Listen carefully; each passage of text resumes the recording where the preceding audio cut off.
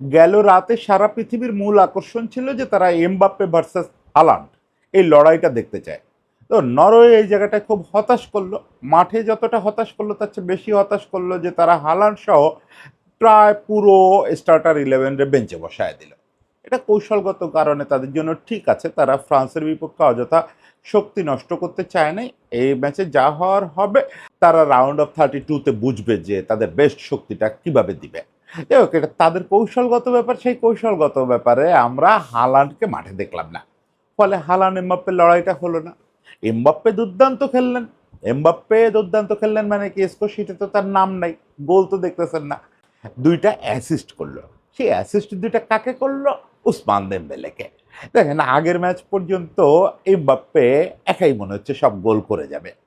দেমবেলে একদম বক্সের সামনে ফাঁকা জায়গায় বল পেয়েও নিজে গোল না করে বলটা বাড়ায় দিল এমবাপ্পেকে। আর এই ম্যাচে এমবাপ্পে গোলই করলেন না, এমবাপ্পে বলগুলো দিয়ে দিল দেমবেলেকে, দেমবেলে হ্যাটট্রিক মেরে দিল। ওদের রিলেশনটা এত বাড়তেছে, দিন যাচ্ছে আর ওদের বন্ডিংটা বাড়তেছে। দুটো ছেলের নিয়েই একসময় প্রচুর এই কথা আমাদের শুনতে হচ্ছে যে এরা কারোর সঙ্গে মিলেমিশে খেলতে পারে না। অথচ এই দুটো ছেলে ন্যাশনাল টিমের দিনকে দিন এমন একটা জায়গায় যাচ্ছে, সঙ্গে ওদের অন্যান্য সতীর্থরা, ওরা বারবার প্রুভ করতেছে যে না, ওরা আসলে যথেষ্ট কোঅপারেটিভ ছেলে এবং ওরা এই কোঅপারেশনটাই চায়। দুজনে তো বাচ্চা মানুষ, একটা 27 বছর, একটা 29 বছর। এই দুই বাচ্চার পরস্পরকে কোঅপারেশনে দুজনই অনেক আগায় যাচ্ছে। সেই জায়গাটা দেমবেলে কালকে একটা পথে অনেকটা আগায় গেল এমবাপ্পেকে ছাড়ায় বা বাকিদের ছাড়ায়, সেটা হচ্ছে ব্যালন ডিওর লড়াইয়ে। ব্যালন ডিওর পাওয়ার র্যাঙ্কিংও তো চলতেছে। আমি 3-4 দিন আগে পাওয়ার র্যাঙ্কিং দেখলাম, তখন অলরেডি দেমবেলে 1 নম্বরে। সেটার কারণ হচ্ছে চ্যাম্পিয়ন্স লিগ, মানে পুরো ঘরোয়া মৌসুম, এটার পারফরমেন্স। মূলত তো বিশ্বকাপ না থাকলে সে বছর ঘরোয়া football league, domestic league, champions league এগুলোই মূল ভূমিকা রাখে। কিন্তু এবার যেহেতু বিশ্বকাপ আছে, বিশ্বকাপের পারফরমেন্সটা বড় প্রভাব ফেলবে। সেই জায়গাটায় বিশ্বকাপ শুরু হওয়ার পরে এখনো পাওয়ার র্যাঙ্কিং মনে হয় প্রকাশিত হয় নাই। নতুন পাওয়ার র্যাঙ্কিং এ আপনি দেখবেন যে দেমবেলে অনেক ব্যবধানে আগায় গেছে। কারণ কি, এই যে 4 গোল করে ফেললো, হ্যাটট্রিক সহ 4 গোল করে ফেললো। এখন দেমবেলে যখন এই আরেকটা ব্যালন ডিওর, পরপর দুটো ব্যালন ডিওর হয়ে যাবে যদি এবার জিততে পারে, আরেকটা ব্যালন ডিওরের দিকে যখন আগায় যাচ্ছে, সেই সময়টায় আমি দেমবেলেকে নিয়ে একটু কথা বলতে চাই। শিশু দেমবেলে, মানে ওর শৈশবের কথা না। এই দেমবেলে একটা শিশু, সে বয়সে 2 বছরের বড় এমবাপ্পের চেয়ে, কিন্তু ওর ভেতরে একটা বিরাট শিশু বসবাস করে। এই শিশুটাকে নিয়ে কথা বলতে চাই, যে মেসির জন্য যা খুশি তাই পাগলামি করতে পারে, যে মা ফাতিমা তারে একটু দূরে থাকলেই সে আর অসহায় হয়ে পড়ে একদম, যে ম্যানেজমেন্ট বা কোচ তাকে নিয়ে একটু সংশয় প্রকাশ করলে পারফর্ম করতে পারে না। এই শিশুটাকে নিয়ে আজকে একটু কথা বলতে চাই। দেমবেলের শরীরে খাঁটি আফ্রিকান রক্ত। ওর বাবা হচ্ছে মালির, মা হচ্ছে মৌরাতিনিয়ার। ওরা দুজনই ওই ভাগ্যের সন্ধানে মাইগ্রেশনে ফ্রান্সে আসার লোক। এই বিষয়গুলো তো গত কয়েকদিনে আমরা অনেকবার বলছি, যে এই আফ্রিকার পশ্চিমাঞ্চল থেকে লোকজন কিভাবে মাইগ্রেট করে করে ফ্রান্সের এখানে আসেন এবং তারা কিভাবে ফ্রান্সের সম্পদে পরিণত হন। এরাও তাই। ওর জন্ম ভার্নন বলে একটা শহরে, নরমান্ডি এলাকায়। ওইখানে ও জন্মের পরে পাশের একটা শহরেই ফুটবল খেলা শিখছে। পরিবার খুব অসহায়ও না, আবার খুব সচ্ছলও না। মানে পাশের শহরে যেহেতু ফুটবল একাডেমিতে দিতে পারছে, তাহলে বোঝা যায় যে অ্যাটলিস্ট মোটামুটি চলে। ওর বাবা কনস্ট্রাকশন কর্মী সম্ভবত, মা গৃহিণী। ফলে ওই যে পাশে একটা শহরে ফুটবল শেখে। কিন্তু সেইটা শিখে আসলে দেমবেলে হতে পারতো কিনা এটা নিয়ে যথেষ্ট সংশয় আছে। দেমবেলের জীবনে এই যে ওকে আস্থা রাখা এবং ওরে গুরুত্বপূর্ণ মনে করা, এই জিনিসটার যে কত বড় ভূমিকা, সেটা একদম এই ওর ফুটবলার হিসেবে প্রথম এক্সপোজার পাওয়ার গল্পটা থেকে আপনি বুঝবেন। ওর মার একজন চাচা বা মামা, ইংরেজিতে তো আঙ্কেল লেখে এখন, সেটা মামা না চাচা বুঝে উঠতে পারি না। যাই হোক, ওর দাদু, এ ব্যাপারে কোনো সন্দেহ নেই, ওর এই দাদুর বাড়ি হচ্ছে প্যারিসে। ও মার সঙ্গে ছোটবেলা থেকে এই দাদুর বাড়িতে যাতায়াতের মধ্যে ছিল। দাদুর নাম হচ্ছে বধু দান্তে। এই নামটাই খুব ইন্টারেস্টিং। তো উনি দেম্বেলেকে টুকটাক ফুটবল খেলতে দেখে বধু দান্তে নিজে তার যৌবনে ফুটবল খেলতেন। উনি খুব ইমপ্রেসড হয়েছেন। উনি বক্তব্য, আমার নাতিটা বড় লেভেলে খেলবে। উনি তখন নাতিকে নিয়ে প্যারিসের বিভিন্ন ক্লাবে নিয়ে ট্রায়াল দেওয়ানো, একটু ওখানে এক্সপোজার দেওয়ার ব্যবস্থা করা, এগুলো করছেন। করতে করতে রেনের নজরে পড়ে গেছে যে না আসলেই তো জিনিসটা ভালো, বধূ দানতে তো শুধু শুধু নাতি নিয়ে দৌড়াচ্ছে না, আসলে এই জিনিসটা ভালো, এবং রেনের একাডেমিতে চান্স পেয়ে গেল। পরে তো রেনে দিয়েই ক্যারিয়ার শুরু, রেনেতেই প্রথম বিকাশটা হলো।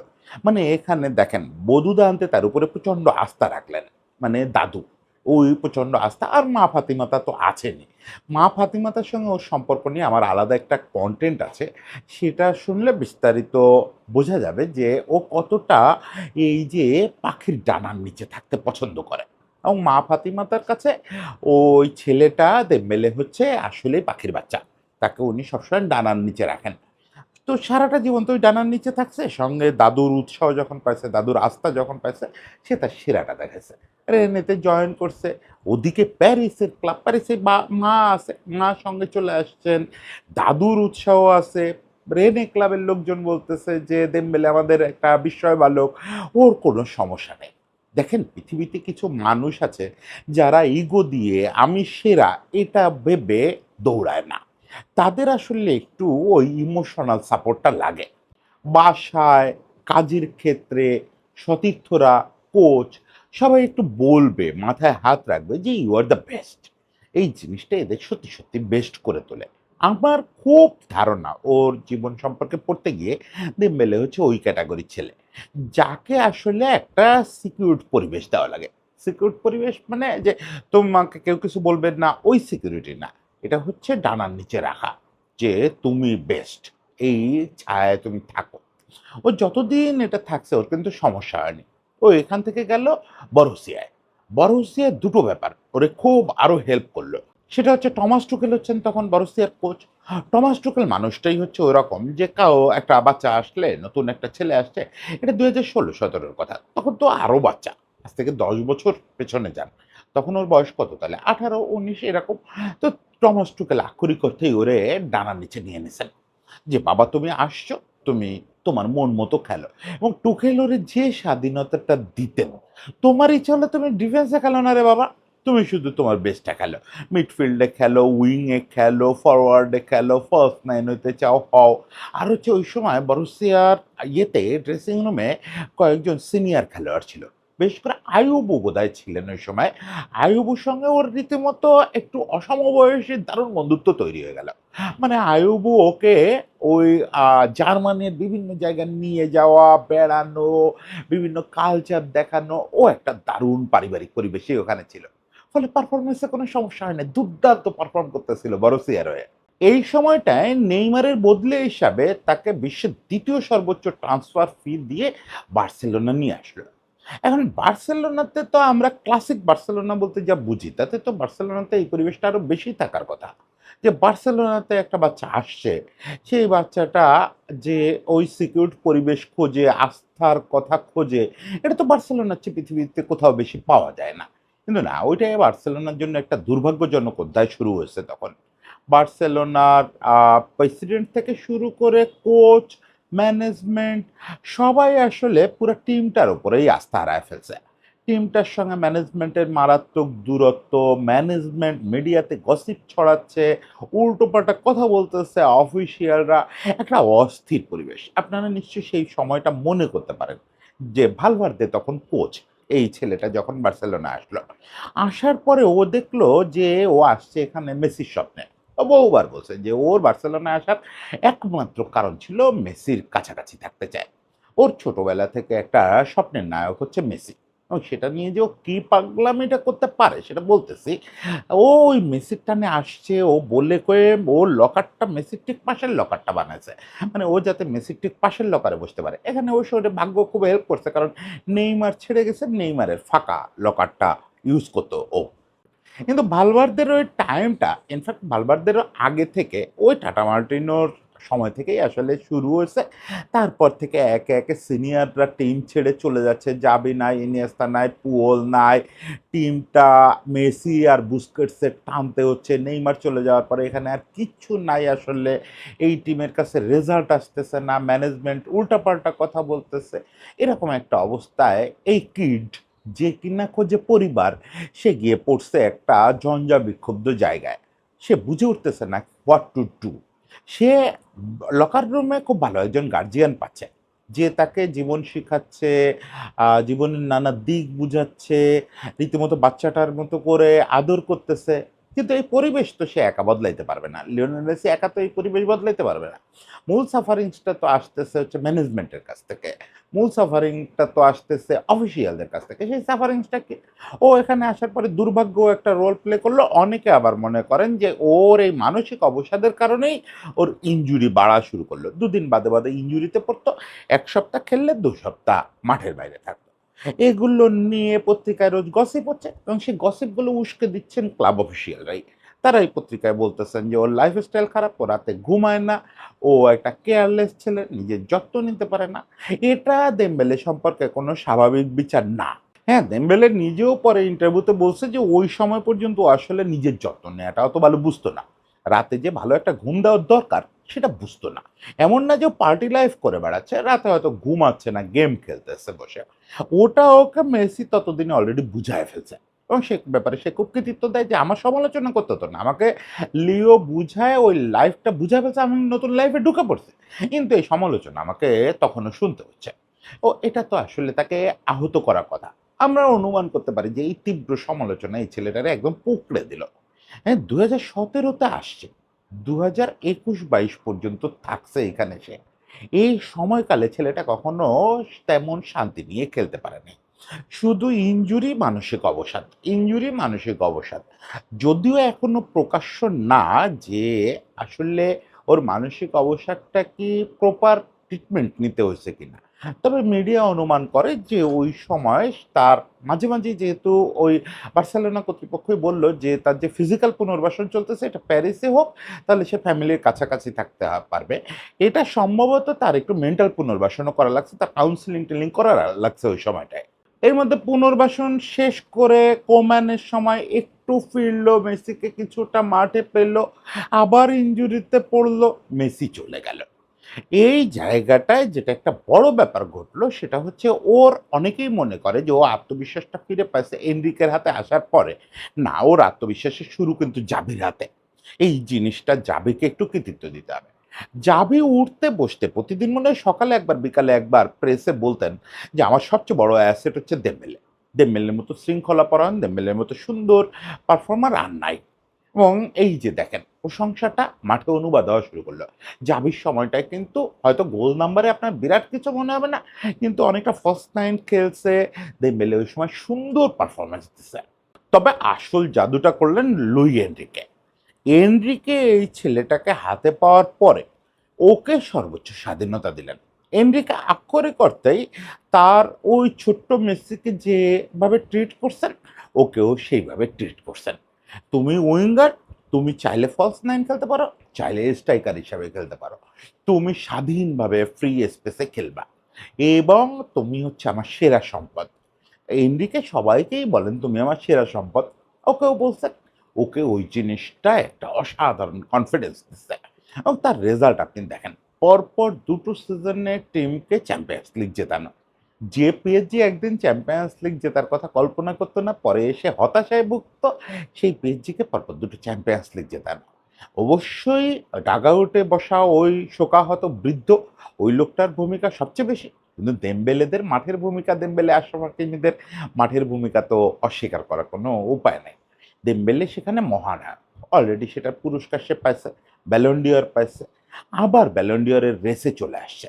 এবং সেই জায়গাটায় এবার তাকে রেসে অংশ নিতে হচ্ছে তার ওই আইডল মেসি, তার প্রিয় বন্ধু বা প্রিয় ছোট ভাই এমবাপ্পে, কিংবা তার সমকালীন হিরো রোনালদো, এদের সঙ্গে।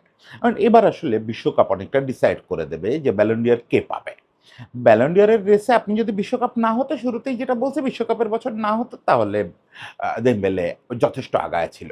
কিন্তু বা ফ্রান্সের ওই যে ছেলেটা যথেষ্ট আগায় ছিল ওরা। ফ্রান্স থেকেই ইয়েটা পাওয়ার কথা। আ এবার ব্যালন ডি'রটা পাওয়ার কথা। এখন মুশকিলটা হচ্ছে এটা তো বিশ্বকাপের বছর। বিশ্বকাপের বছরে আগে হতো না, যখন শুধু ইউরোপের লিগের পারফরমেন্স থেকে ব্যালন ডি অর দেওয়া হতো তখন এই প্রভাবটা পড়তো না, কিন্তু এখন বিশ্বকাপের বছরটা খুব গুরুত্ব। বিশ্বকাপে কেউ এক্সট্রাঅর্ডিনারি করলে ফ্রম নো হায়ার সে ব্যালন ডি অর জিতে যাবে। যেমন আমি লাস্ট যে পাওয়ার র্যাঙ্কিং এর কথা বলতেছি, সেখানে কিন্তু 4 নম্বরে লিওনেল মেসি উঠে আসছে।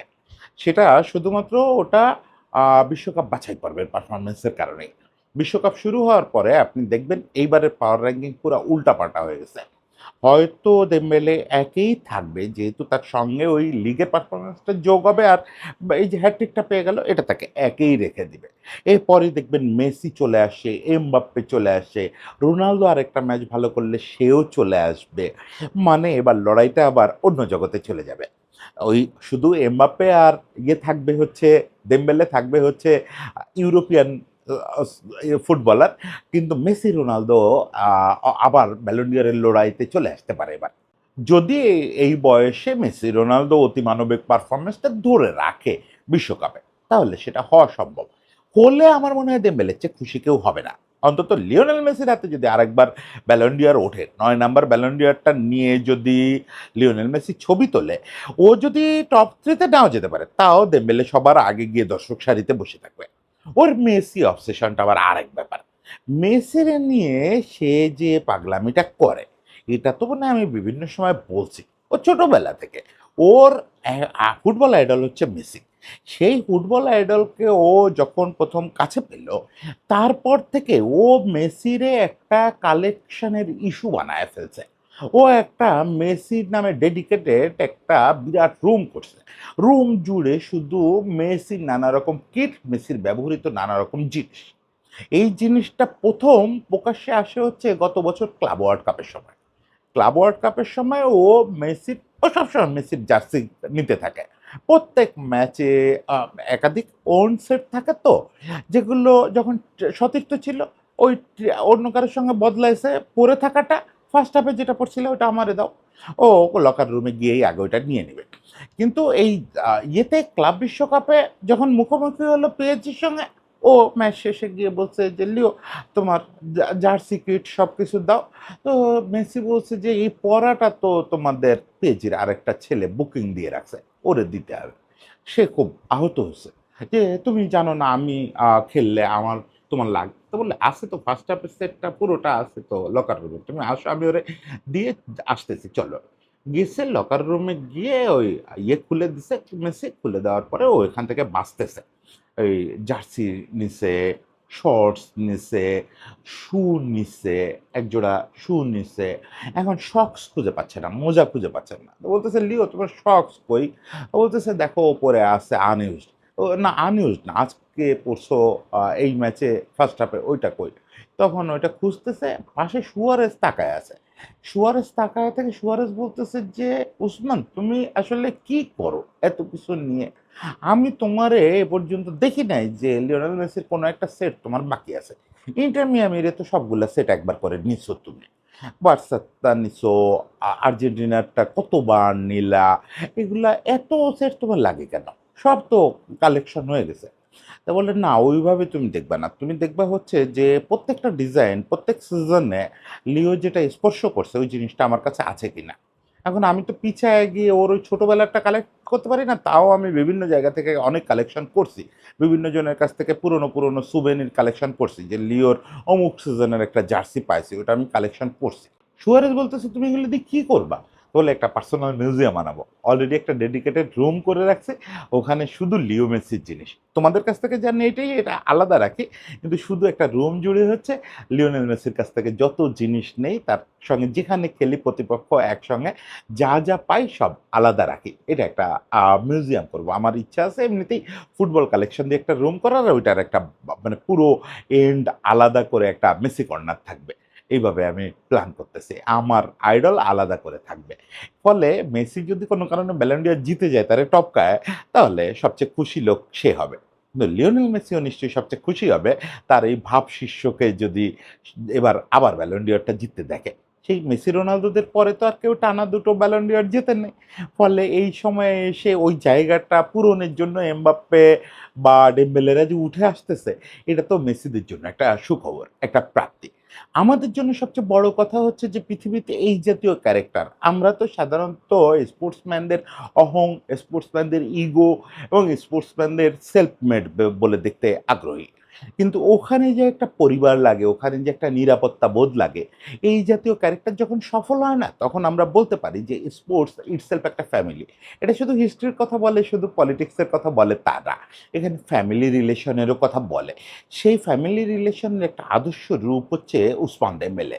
যে তার মা, যে তার পরিবার, যে তার টিমমেট সব জায়গায় ওই পারিবারিক সম্পর্কটা খোঁজে। ওটা যেখানে পায় সেখানে সফল হয়। আমি নিশ্চিত দেশম এবং এমবাপ্পে তাকে ওটা দিতে পারছেন এবং এই পরিবেশটা সে সারা জীবন পেয়ে যাবে। এই প্রত্যাশা করি। সবার জন্য শুভেচ্ছা।